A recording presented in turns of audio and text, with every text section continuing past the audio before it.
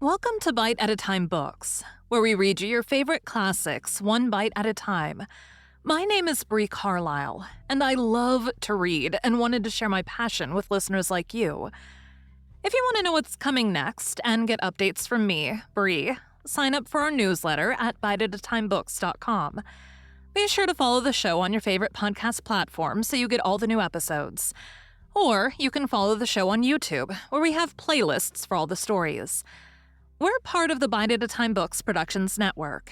If you'd also like to hear what inspired your favorite classic author to write their novels, and what was going on in the world at the time, check out the Bite at a Time Books Behind the Story podcast, Tuesdays, wherever you listen to podcasts.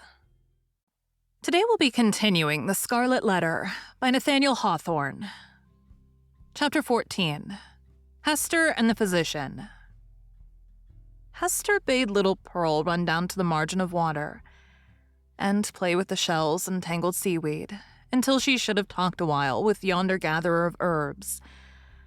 So the child flew away like a bird, and making bare her small white feet, went pattering along the moist margin of the sea. Here and there she came to a full stop and peeped curiously into a pool left by the retiring tide as a mirror for Pearl to see her face in.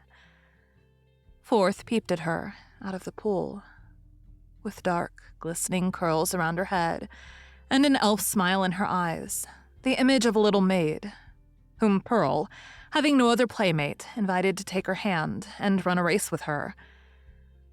But the visionary little maid, on her part, beckoned likewise as if to say, "This is a better place. Come thou into the pool." And Pearl, stepping in, mid-leg deep, beheld her own white feet at the bottom, while, out of a still lower depth, came the gleam of a kind of fragmentary smile, floating to and fro in the agitated water. Meanwhile, her mother had accosted the physician. "I would speak a word with you," said she, "a word that concerns us much." "Aha! And is it Mistress Hester that has a word for old Roger Chillingworth?" answered he, raising himself from his stooping posture. "With all my heart. Why, mistress, I hear good tidings of you on all hands. No longer ago than yester eve, a magistrate, a wise and godly man, was discoursing of your affairs, Mistress Hester, and whispered me that there had been question concerning you in the council. It was debated whether or no, with safety to the common weal, yonder scarlet letter might be taken off your bosom. On my life, Hester, I made my entreaty to the worshipful magistrate that it might be done forthwith. It lies not in the pleasure of the magistrates to take off this badge," calmly replied Hester. "Were I worthy to be quit of it, it would fall off of its own nature, or be transformed into something that should speak a different purport." "Nay then, wear it if it suits you better," rejoined he. "A woman must needs follow her own fancy, touching the adornment of her person. The letter is gaily embroidered, and shows right bravely on your bosom." All this while, Hester had been looking steadily at the old man, and was shocked, as well as wonder-smitten, to discern what a change had been wrought upon him within the past 7 years. It was not so much that he had grown older, for though the traces of advancing life were visible, he bore his age well, and seemed to retain a wiry vigor and alertness. But the former aspect of an intellectual and studious man, calm and quiet, which was what she best remembered in him, had altogether vanished, and been succeeded by an eager, searching, almost fierce, yet carefully guarded look. It seemed to be his wish and purpose to mask this expression with a smile, but the latter played him false, and flickered over his visage so derisively that the spectator could see his blackness all the better for it. Ever and anon, too, there came a glare of red light out of his eyes, as if the old man's soul were on fire, and kept on smoldering duskily within his breast, until, by some casual puff of passion, it was blown into a momentary flame. This he repressed as speedily as possible, and strove to look as if nothing of the kind had happened. In a word, old Roger Chillingworth was a striking evidence of man's faculty of transforming himself into a devil, if he will only, for a reasonable space of time, undertake a devil's office. This unhappy person had effected such a transformation by devoting himself for 7 years to the constant analysis of a heart full of torture, and deriving his enjoyment thence, and adding fuel to those fiery tortures which he analyzed and gloated over. The scarlet letter burned on Hester Prynne's bosom. Here was another ruin, the responsibility of which came partly home to her. "What see you in my face?" asked the physician. "That you look at so earnestly." "Something that would make me weep, if there were any tears bitter enough for it," answered she. "But let it pass. It is of yonder miserable man that I would speak." "And what of him?" cried Roger Chillingworth, eagerly, as if he loved the topic, and were glad of an opportunity to discuss it with the only person of whom he could make a confidant. "Not to hide the truth, Mistress Hester. My thoughts happen just now to be busy with the gentleman, so speak freely, and I will make answer." "When we last spake together," said Hester, "now 7 years ago, it was your pleasure to extort a promise of secrecy as touching the former relation betwixt yourself and me. As the life and good fame of yonder man were in your hands, there seemed no choice to me save to be silent in accordance with your behest. Yet it was not without heavy misgivings that I thus bound myself. For having cast off all duty towards other human beings, there remained a duty towards him. And something whispered me that I was betraying it in pledging myself to keep your counsel. Since that day, no man is so near to him as you. You tread behind his every footstep. You are beside him, sleeping and waking. You search his thoughts. You burrow and rankle in his heart. Your clutch is on his life, and you cause him to die daily a living death. And still he knows you not. In permitting this, I have surely acted a false part, by the only man to whom the power was left me to be true." "What choice had you?" asked Roger Chillingworth. "My finger, pointed at this man, would have hurled him from his pulpit into a dungeon, thence, peradventure, to the gallows." "It had been better so," said Hester Prynne. "What evil have I done the man?" asked Roger Chillingworth again. "I tell thee, Hester Prynne, the richest fee that ever physician earned from monarch could not have bought such care as I have wasted on this miserable priest. But for my aid, his life would have burned away in torments within the first 2 years after the perpetration of his crime and thine. For Hester, his spirit lacked the strength it could have borne up, as thine has, beneath a burden like thy scarlet letter. Oh, I could reveal a goodly secret. But enough. What art can do, I have exhausted on him. That he now breathes and creeps about on earth is owing all to me." "Better he had died at once," said Hester Prynne. "Yea, woman, thou sayest truly," cried old Roger Chillingworth, letting the lurid fire of his heart blaze out before her eyes. "Better had he died at once. Never did mortals suffer what this man has suffered, and all in the sight of his worst enemy. He has been conscious of me. He has felt an influence dwelling always upon him like a curse. He knew by some spiritual sense, for the Creator never made another being so sensitive as this. He knew that no friendly hand was pulling at his heartstrings, and that an eye was looking curiously into him, which sought only evil and found it. But he knew not that the eye and hand were mine. With a superstition common to his brotherhood, he fancied himself given over to a fiend, to be tortured with frightful dreams and desperate thoughts, the sting of remorse and despair of pardon, as a foretaste of what awaits him beyond the grave.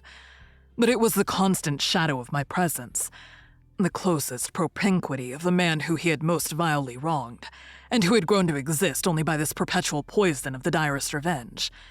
Yea, indeed, he did not err. There was a fiend at his elbow. A mortal man with once a human heart has become a fiend for his especial torment." The unfortunate physician, while uttering these words, lifted his hands with a look of horror, as if he had beheld some frightful shape which he could not recognize, usurping the place of his own image in a glass. It was one of those moments, which sometimes occur only at the interval of years, when a man's moral aspect is faithfully revealed to his mind's eye. Not improbably, he had never before viewed himself as he did now. "Hast thou not tortured him enough?" said Hester, noticing the old man's look. "Has he not paid thee all?" No, he has but increased the debt," answered the physician. And as he proceeded, his manner lost its fiercer characteristics and subsided into gloom. Dost thou remember me, Hester, as I was 9 years agone? Even then, I was in the autumn of my days. Nor was it the early autumn, but all my life had been made up of earnest, studious, thoughtful, quiet years, bestowed faithfully for the increase of mine own knowledge, and faithfully, too, though this latter object was but casual to the other, faithfully for the advancement of human welfare.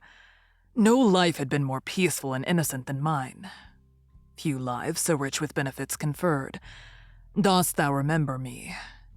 Was I not, though you might deem me cold, nevertheless a man thoughtful for others, craving little for himself, kind, true, just, and of constant, if not warm affections? Was I not all this? All this and more, said Hester. And what am I now? Demanded he, looking into her face, and permitting the whole evil within him to be written on his features. I have already told thee what I am. A fiend. Who made me so? It was myself, cried Hester, shuddering. It was I, not less than he. Why hast thou not avenged thyself on me? I have left thee to the Scarlet Letter, replied Roger Chillingworth. If that have not avenged me, I can do no more. He laid his finger on it with a smile. It has avenged thee, answered Hester Prynne. I judged no less, said the physician. And now, what wouldst thou with me touching this man? I must reveal the secret, answered Hester firmly. He must discern thee in thy true character. What may be the result, I know not. But this long debt of confidence due from me to him, whose bane and ruin I have been, shall at length be paid. So far as concerns the overthrow or preservation of his fair fame and his earthly state, and perchance his life, he is in thy hands. Nor do I, whom the Scarlet Letter is disciplined to truth, though it be the truth of red-hot iron entering into the soul. Nor do I perceive such advantage in his living any longer a life of ghastly emptiness, that I shall stoop to implore thy mercy. Do with him as thou wilt. There is no good for him, no good for me, no good for thee. There is no good for little Pearl. There is no path to guide us out of this dismal maze. Woman, I could well nigh pity thee, said Roger Chillingworth, unable to restrain a thrill of admiration too, for there was a quality almost majestic in the despair which she expressed. Thou hadst great elements. Peradventure, hadst thou met earlier with a better love than mine, this evil had not been. I pity thee, for the good that has been wasted in thy nature. And I thee, answered Hester Prynne, for the hatred that has transformed a wise and just man to a fiend. Wilt thou yet purge it out of thee and be once more human, if not for his sake, then doubly for thine own? Forgive and leave his further retribution to the power that claims it. I said, but now, that there could be no event for him or thee or me who are here wandering together in this gloomy maze of evil, and stumbling at every step over the guilt wherewith we have strewn our path. It is not so.